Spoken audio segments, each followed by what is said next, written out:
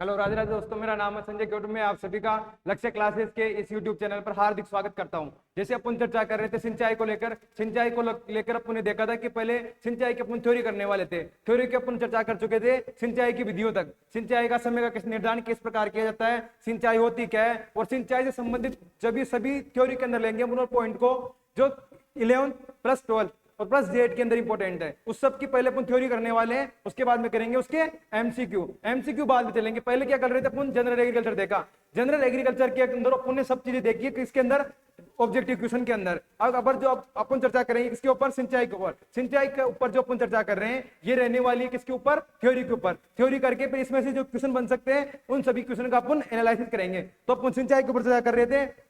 2 दिन 3 दिन हो गए, क्लास नहीं आ पाई, उसके कोई कारण थे। अभी क्लास कंटिन्यू रहने वाली है। आज अपन चर्चा करेंगे, जैसे वहां से अपन ने सोच रहा था सिंचाई को लेकर चर्चा कर रहे थे। किसको लेकर चर्चा कर रहे थे बेटा, सिंचाई को। सिंचाई के अंदर अपन अगला पार्ट देखेंगे कि सिंचाई से संबंधित विधियों के ऊपर मैं तुमको बता के गया था कि सिंचाई की विधियां कितने प्रकार से होती है। एक तो होती है पृष्ठीय और एक होती है अधोपृष्ठीय। पृष्ठीय सिंचाई की विधियां वह होती है जो कि मृदा की सतह के ऊपर क्या की जाती है, सिंचाई की जाती है। और अधोपृष्ठीय का मतलब वो होता है जो मृदा के अंदर जड़ क्षेत्र के अंदर पानी दिया जाता है, वो क्या कहलाती है, अधोपृष्ठीय। और एक और होती है बेटा सूक्ष्म सिंचाई विधियां। कौन सी, सूक्ष्म यानी कि माइक्रो इरिगेशन। उसके अंदर कितनी दे रखी है बेटा, उसके अंदर 2 दे रखी है। एक तो है कौन सी, फव्वारा सिंचाई विधि, और एक है बूंद बूंद सिंचाई विधि। देखो भूल गए होंगे मेरे को लगता है, तो अपन क्या करेंगे, पहले सिंचाई की विधियों के नाम लिखेंगे। किसके नाम लिखेंगे बेटा, सिंचाई की विधियों के। और कितने नाम दे रखे हैं वो अपने को, 2 प्रकार से किया था। देखो जिस दिन कहां छोड़ के गए थे उससे आगे का पहले थोड़ा पिछले वाला रिवाइज करते हैं, उसके बाद में आगे पे चर्चा करेंगे सिंचाई की विधियां। और मैंने बता के गया था कि कितने प्रकार से होती है, 2 प्रकार से होती है। एक तो कौन सी होती है, एक तो होती है पृष्ठीय। कौन सी होती है, पृष्ठीय।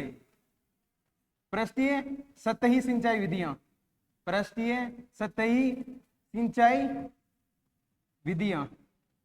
और इसके कमेंट आ जाने चाहिए, इसके आंसर आ जाने चाहिए कि सर कौन कौन से बताए गए थे। जिस दिन बताए गए थे लास्ट क्लास हुई थी उस दिन। और दूसरी कौन सी है, अधोपृष्ठीय। कौन सी है, अधोपृष्ठीय सिंचाई विधियां। अगर तुमको खेत के अंदर किसी भी फसल को पानी पिलाना है तो उसकी कितनी विधियां दे रखी है, 2। उसमें से फर्स्ट कौन सी है, पृष्ठीय या सतही, और दूसरी कौन सी है, अधोपृष्ठीय। जिसमें से अपन चर्चा करेंगे पृष्ठीय पे। किस पे चर्चा करेंगे, पहले पृष्ठीय। मैंने एक और नाम बताया अभी, मैंने एक और बोला सूक्ष्म। कौन सी, सूक्ष्म सिंचाई विधियां। सूक्ष्म में अंदर कितनी दे रखी है, 2 दे रखी है। फर्स्ट तो कौन सी है, फव्वारा, और दूसरी कौन सी है, बूंद बूंद। देखो इसके अंदर देखते हैं फर्स्ट,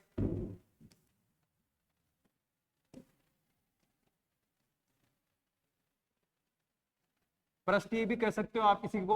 इसी को आप क्या बोल सकते हो, सतही। क्या बोल सकते हो, सतही सिंचाई विधियां। और इसके अंदर फर्स्ट कौन सी थी, इसके अंदर थी फर्स्ट बाढ़ विधि। कौन सी विधि बेटा, बाढ़ विधि। और इसको क्या बोला जाता है, फ्लड इरिगेशन।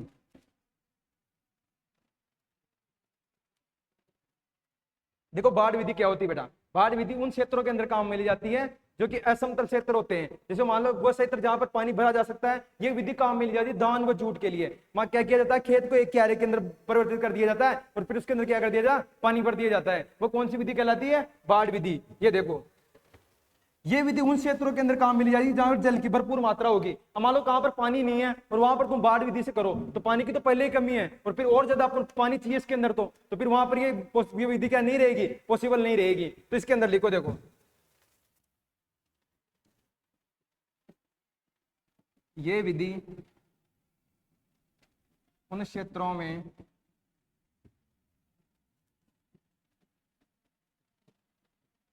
प्रयोग में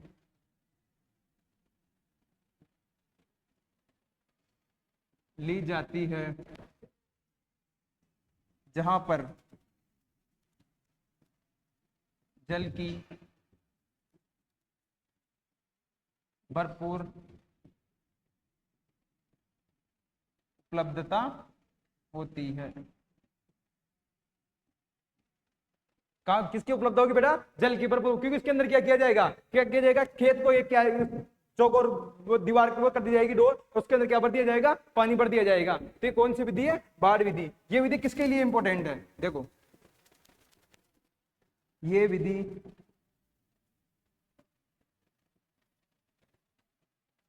दान व जूट के लिए सर्वश्रेष्ठ विधि है। किसके लिए बेस्ट बेटे, दान व जूट के लिए। क्योंकि इनको क्या चाहिए, इनको पानी भरा हुआ, दान देखा होगा ना, दान के अंदर सिंचाई की जाती है क्या, सिंचाई नहीं की जाती, उसके अंदर तो पानी भरा ही रहता है 24 घंटे। और कितने एमएम पानी की आवश्यकता होती है, जल्दी से कमेंट करो, यहाँ लिख रहा हूं मैं, दान को कितने एमएम पानी की आवश्यकता होती है, जल्दी से आंसर करके बताओगे, कमेंट करो जल्दी से।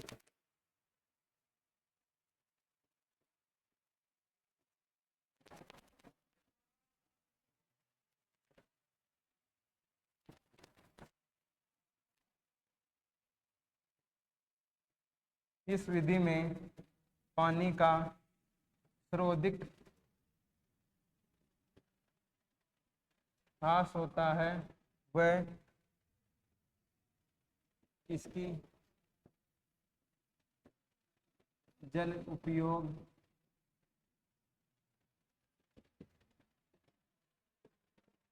दक्षता सबसे कम होती है। क्या रहेगी बेटा, सबसे कम जल उपयोग करेगी, क्योंकि पानी भरा रहेगा तो उसका ऑब्जॉर्व भी करना चाहिए। मान लो 100% पानी दिया, उसमें से कितना कर रही है उपयोग, कितना ले रही है फसल, तो सबसे कम किसके अंदर लेगी, बाढ़ विधि के अंदर। नेक्स्ट देखो, इसमें ये बाढ़ विधि के बारे में बता रहा हूं बेटा ना। इस विधि का प्रयोग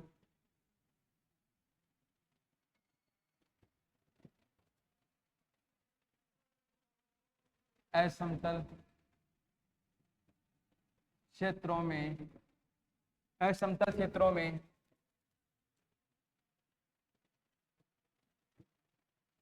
नहीं किया जाता है,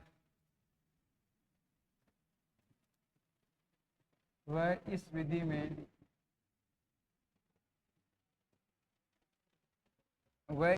में पानी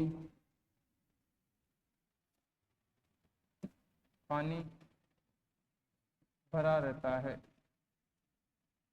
समझे बात को, ये कौन से क्षेत्रों में प्रयोग नहीं लिया जा सकते, असमतल क्षेत्रों के अंदर, क्योंकि असमतल क्षेत्र रहेंगे तो मान लो खेत आपके नहीं आकार का है और ऐसे ढलान रहेगी तो पानी कहां पर इकट्ठा हो जाएगा, नीचे जाके इकट्ठा हो जाएगा। तो ये विधि क्या है बेटा, असमतल क्षेत्रों के लिए अनुपयोग विधि है। ये कौन सी विधि पर चर्चा कर रहे थे, बाढ़ विधि पर। किस पर चर्चा कर रहे थे बेटा, बाढ़ विधि। बाढ़ विधि समझ में आई। बाढ़ विधि के अंदर क्या होता है, ऐसे खेत का एक आकार, ऐसा चौकोर के अंदर दीवार बना दी जाती है और इसके अंदर पानी भर दिया जाता है। इस पानी के अंदर ये असमतल क्षेत्रों के लिए अनुपयोगी रहेगी। क्यों, क्योंकि अगर असमतल क्षेत्र रहेंगे तो ये कहां पर चली जाएगी, पानी एक जगह इकट्ठा हो जाएगा। और इसके अंदर कौन सी फसल उगाई जाती है, धान व जूट उगाई जाती है। ये कौन सी विधि थी बेटा, बाढ़ विधि। और बाढ़ विधि को क्या बोला जाता है, फ्लड इरिगेशन। देखो दूसरी विधि,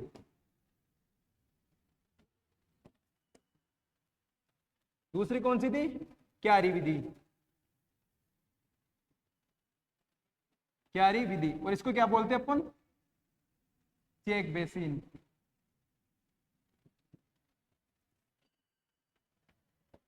इसके अंदर देखो, क्यारी विधि के अंदर इस विधि में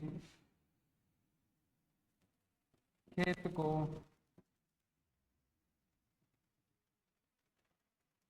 छोटी छोटी क्यारियों में या आयताकार रूप में बांट दिया जाता है।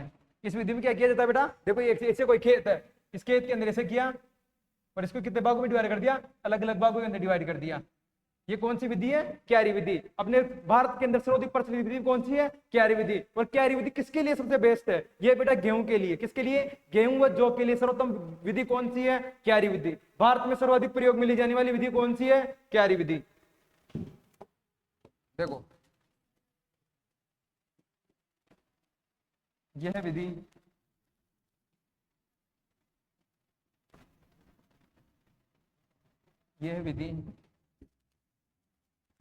गेहूं व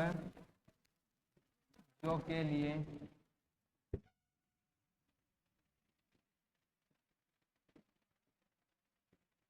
सर्वोत्तम विधि है। किसके लिए? गेहूं व जौ के लिए कौन सी विधि सर्वोत्तम बेटा? क्यारी विधि। गेहूं व जौ के लिए है, लेकिन इसको एक और बोला जाता है, और क्या बोला जाता है कि भारत में सर्वाधिक प्रचलित विधि कौन सी बेटा? भारत में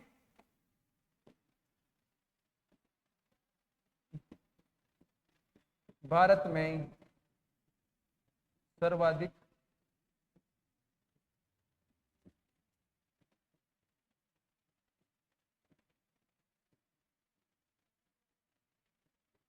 प्रचलित विधि है। भारत में सर्वाधिक प्रचलित विधि कौन सी है? क्यारी विधि। अपने भी देखा होगा अपने घर के अंदर या अपने अपने जो खेत होते हैं ना, वहां पर कौन सी विधि का प्रयोग किया जाता है? क्यारी विधि। और इससे का दूसरा नाम क्या है? Check basin. ये विधि भी क्या की छोटी छोटी क्यारियों के रूप में बना दिए जाते हैं, और फिर उसके अंदर क्या होता है, एक दोहरे के माध्यम से क्या की जाती है? सिंचाई की जाती है। देखो नेक्स्ट,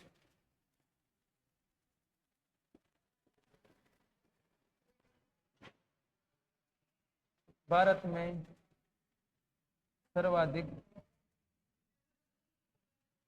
खेतों में सिंचाई की इस विधि का प्रयोग किया जाता है। कौन सी विधि का प्रयोग किया जाता है? क्यारी विधि का। ये कौन सी विधि पे चर्चा कर रहे थे अपन? क्यारी विधि। क्या है क्यारी विधि? क्यारी विधि के अंदर छोटी छोटी क्यारी बना दी जाती है, और फिर उसके अंदर से क्या की जाती है? सिंचाई की जाती है। ये कौन सी विधि थी? क्यारी विधि। अब देखो नेक्स्ट, इसका एक दोष है बेटा, ये भी लिख लो यहीं पे। इसका एक दोष बताते हैं, और वो क्या है इसका? देखो दोष लिखो।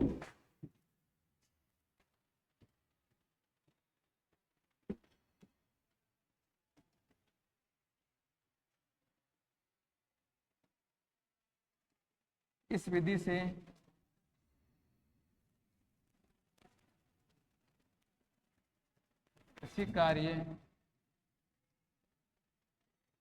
कृषि कार्य करने में कठिनाई आती है, एवं मशीनरी के प्रयोग में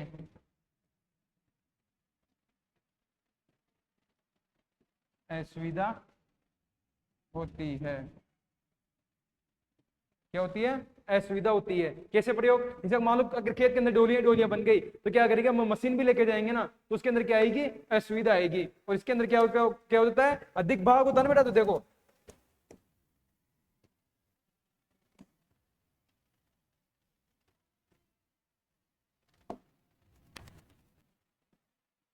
खेत का बहुत बड़ा भाग खेत का बहुत बड़ा भाग मेर या डोलियां बनाने में व्यर्थ हो जाता है। व्यर्थ हो जाता है किसमें बनाने में? मेड़ या डोलियां बनाने में। देखा होगा ना, अगर मान लो अपन बाढ़ विधि से सिंचाई करेंगे, तो बाढ़ विधि में क्या किया? बीच के अंदर कोई डोली नहीं बनी, कोई क्यारी नहीं बनी। इसके अंदर तो क्या होगा? डायरेक्ट फसल उत्पादन हो गया। लेकिन अगर क्यारी विधि का करेंगे ना, तो क्यारी विधि के अंदर क्या बनाएंगे? ऐसे डोलियां बनाएंगे। तो इससे क्या हो जाएगा? खेत का अत्यधिक भाग किसमें चला जाएगा? मेड़ व डोलियों के अंदर चला जाएगा। ये कौन सी विधि का दोष है? ये क्यारी विधि का। क्यारी विधि का प्रयोग देखो यहाँ पे एक और पॉइंट लिख लो इसका।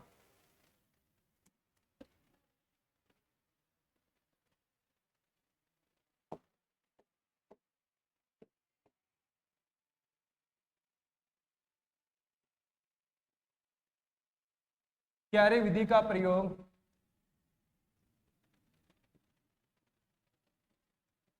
समतल क्षेत्रों में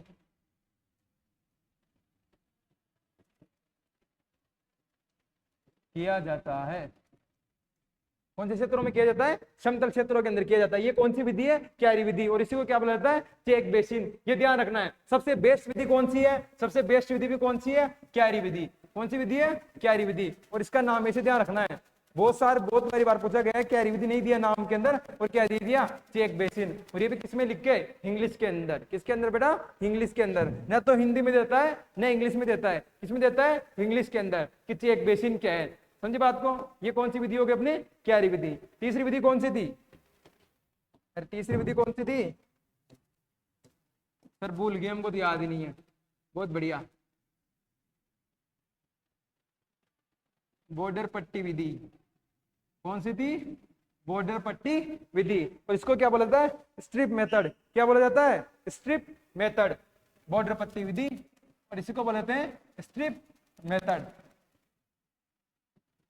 देखो बॉर्डर पट्टी विधि क्या होती है।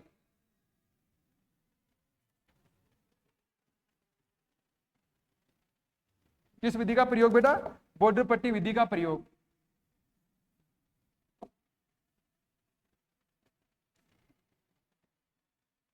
इस विधि का प्रयोग, कौन सी विधि का प्रयोग? बॉर्डर पट्टी विधि का प्रयोग। इस विधि का प्रयोग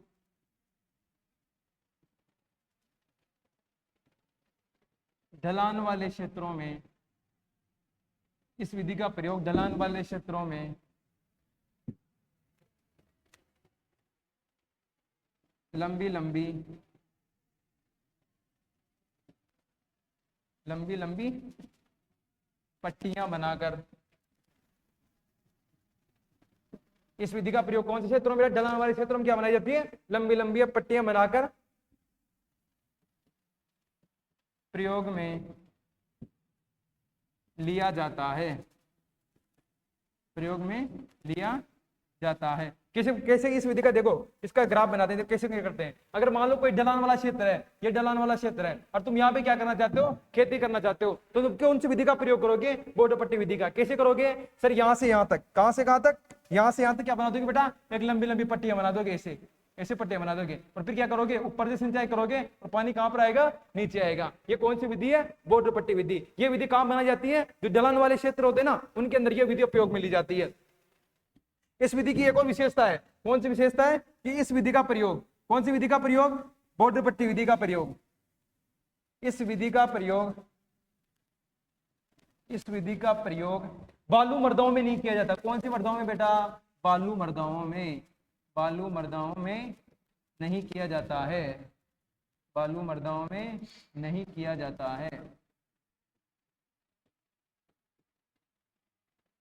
क्यों नहीं किया जाता है? क्योंकि अगर मान लो यहाँ पर से अपन सिंचाई कर रहे हैं, अगर सिंचाई कर रहे हैं, ये बालू मृदा है, तो बालू मृदा क्या करेगी? पानी के साथ बहा के पूरी मिट्टी को कहाँ ले आएगी? नीचे ले आएगी, और क्या हो जाएगा? मृदा कटा हो जाएगा। इसलिए कौन सी विधि उपयुक्त है? बॉर्डर पट्टी विधि बालू मृदाओं के लिए क्या है? अनुपयुक्त विधि है। इस विधि के अंदर क्या किया जाता है? लंबी लंबी पट्टियां बनाई जाती है और ऊपर से सिंचाई की जाती है। ये कौन सी विधि कहलाएगी? बॉर्डर पट्टी विधि। और कौन से क्षेत्रों के लिए उपयुक्त है? ढलान वाले क्षेत्रों के लिए उपयुक्त है। देखो तीसरी कौन सी है?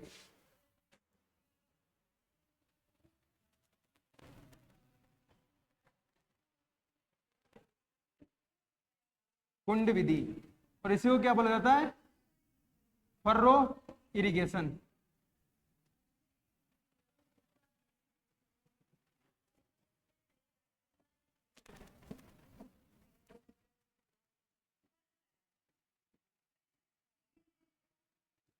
इस विधि का प्रयोग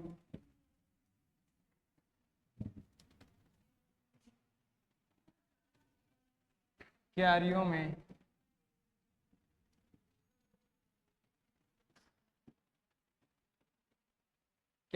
लगाई जाने वाली फसलों के लिए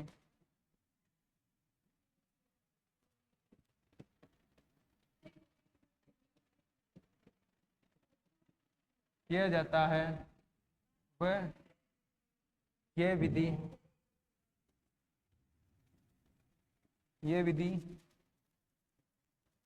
मक्का, गन्ना, आलू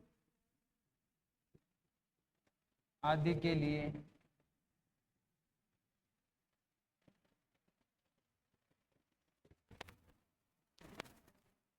आदि के लिए उपयुक्त विधि है। कौन सी विधि उपयुक्त है? अगर इसमें लगाई जाती है ना, रे यार तुमको बता रखा था ना मैंने, किसके अंदर बेटा, अगर ये मान लो किसके अंदर लगा रहे हो तुम, नाली के अंदर, और कौन सी के अंदर, जिसके अंदर कौन सी फसलें ली जाएगी, मक्का, गन्ना और आलू, ऐसे नाली बना दी जाती है, और फिर इसके अंदर किसकी रोपाई की जाती है, धान गन्ने की, और ये विधि कौन सी कहलाएगी, कुंड विधि। इसको क्या बोला जाता है, फर्रो इरिगेशन। इसको ऐसे लिखा जाता है, फर्रो इरिगेशन, ये ध्यान रखना है, ठीक है। ये कौन सी विधि थी, कुंड विधि। कितनी विधि पर चर्चा कर चुके हैं, फर्स्ट कौन सी थी, कुंड विधि हो गई। अब इसके बाद में कौन सी विधि है, चौथे नंबर की, उसका नाम क्या है, अरे जल्दी से बताओ, विधियों के नाम तो याद रखना है, और उसका विधि का नाम क्या है, थाला विधि। कौन सी विधि, थाला विधि। और इसको क्या बोलते हैं, रिंग बेसिन। क्या बोलते हैं, रिंग बेसिन। देखो थाला विधि क्या होती है, पहले इसकी विशेषता पे चर्चा करते हैं, बाद में इसका डायग्राम देखेंगे। ये विधि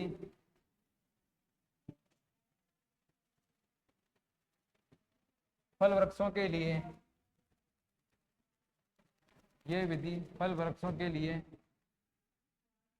उपयुक्त विधि है, फल वृक्षों के लिए उपयुक्त विधि है।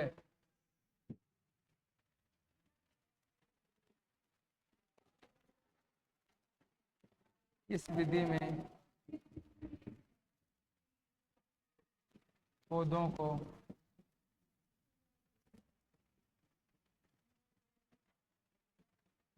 नालियों के रूप में, किसके रूप में, नालियों के रूप में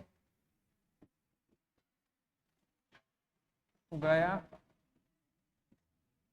जाता है।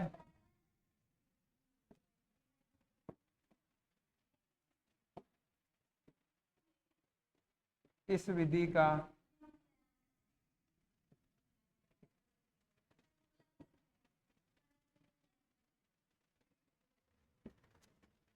सर्वाधिक प्रयोग बागवानी में किया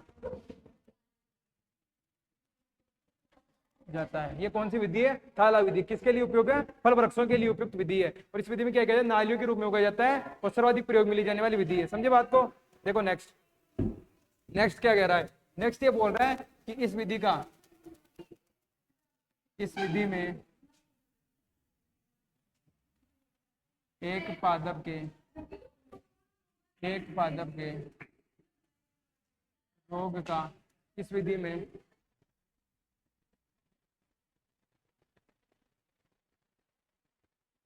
एक पादप के रोग का संचरण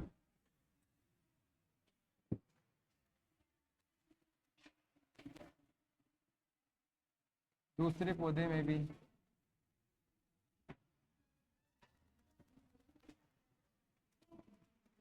हो जाता है। इस विधि में क्या किया जाता है, एक रोग का संचरण किसमें हो जाएगा, दूसरे पादप में भी हो जाएगा। इसीलिए यह है, इसीलिए यह त्रुटिपूर्ण विधि है। कौन सी विधि है बेटा, त्रुटिपूर्ण विधि है। अब देखो नेक्स्ट, इसकी एक विशेषता और है, इसके अंदर ये क्या लिखा है कि मान लो कोई पौधा लगाया तुम लोगों ने, यहाँ पर देखो इसका डायग्राम बनाते हैं। अरे इसका डायग्राम देखो पहले, थाला विधि होती कैसी है, देखो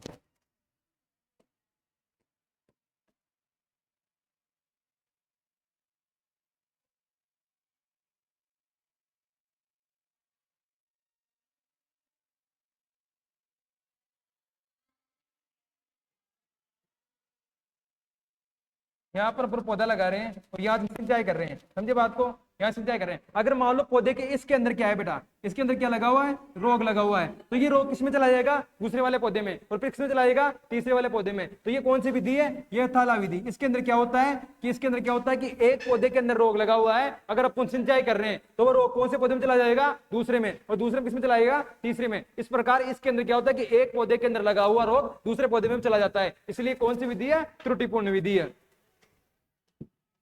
देखो इसके अंदर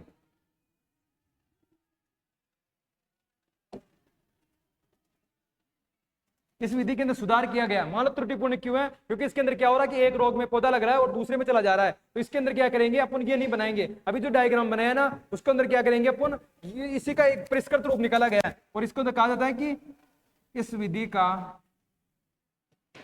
का परिष्कृत रूप, यानी कि थाला विधि के अंदर सुधार किया गया और कौन सी विधि बनाई गई, इस विधि का परिष्कृत रूप वलय विधि कहलाती है। कौन सी विधि, वलय विधि।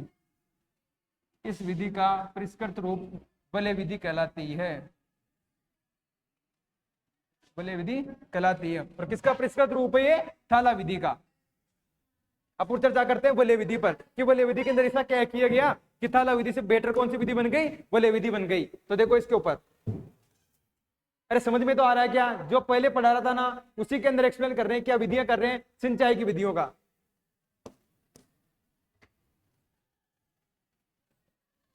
और वह कौन सी विधि है, वलय विधि। इसको क्या बोलते हैं, रिंग मेथड। देखो वलय विधि होती क्या है,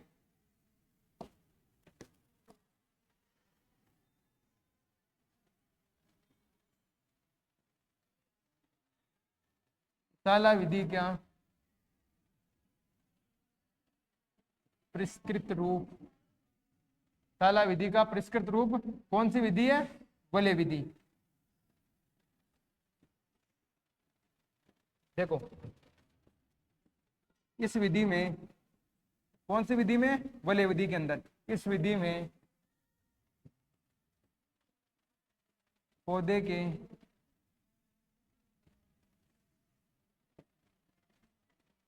एक रोग का संचरण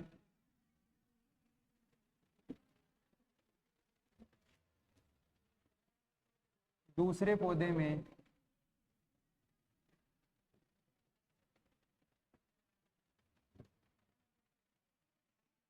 नहीं हो पाता है। तो समझेंगे वापस डायग्राम में आकर, पहले ये उतारो। इस विधि में नाली के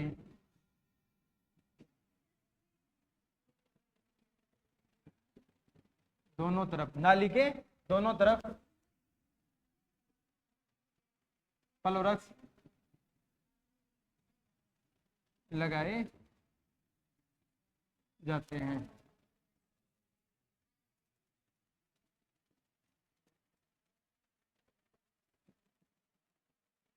देखो पहले इसका डायग्राम देखते हैं ना।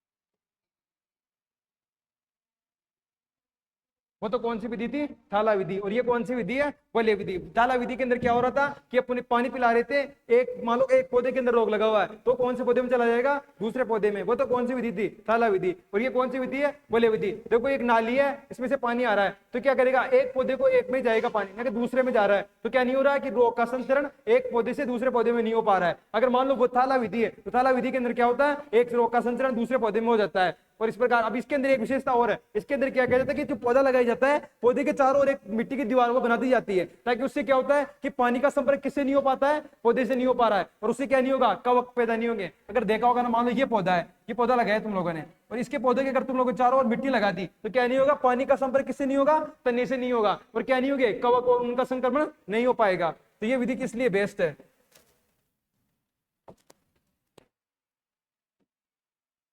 ये कौन सी विधि है, ये वलय विधि।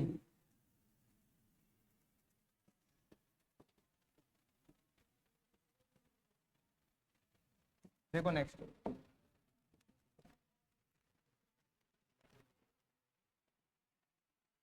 इस विधि में पौधे के चारों ओर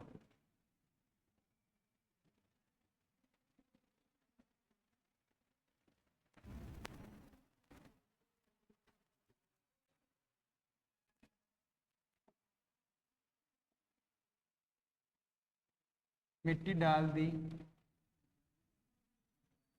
जाती है जिससे पौधे का संपर्क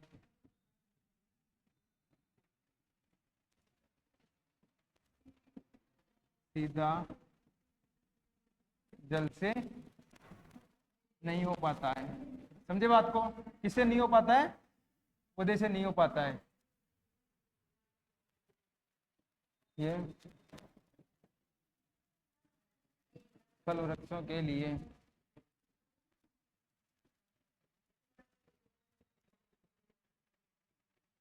सबसे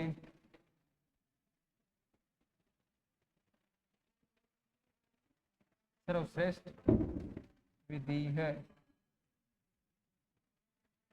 कौन सी विधि है?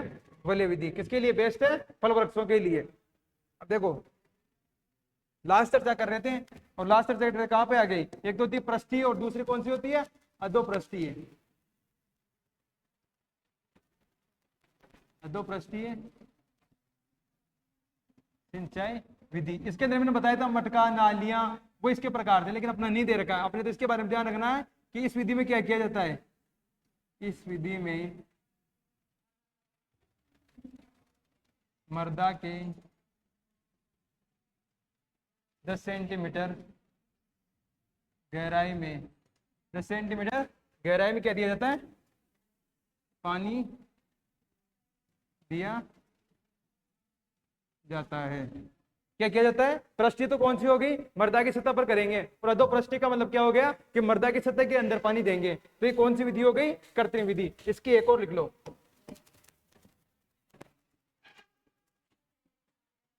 इस विधि में मृदा के अंदर पौधे के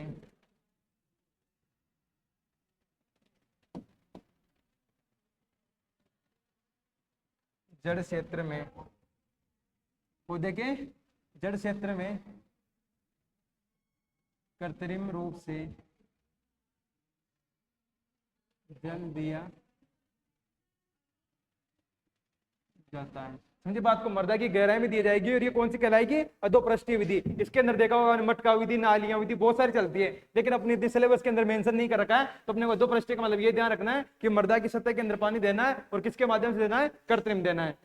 समझे बात को? अब अपने एक टॉपिक रह रहा सूक्ष्म सिंचाई विधियां। पृष्ठीय हो गई, अधोपृष्ठीय हो गई, और कौन सी बची है? सूक्ष्म। सूक्ष्म के ऊपर कल चर्चा करेंगे अपन। आज के लिए इतना ही काफी है। देखो क्या है, सिंचाई की दो विधियां होती है, दोनों विधियों के अंदर उसके 6 प्रकार होते हैं। 6 के प्रकार पढ़ लिए।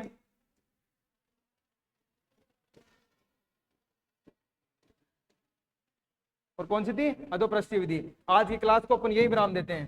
समझे बात को?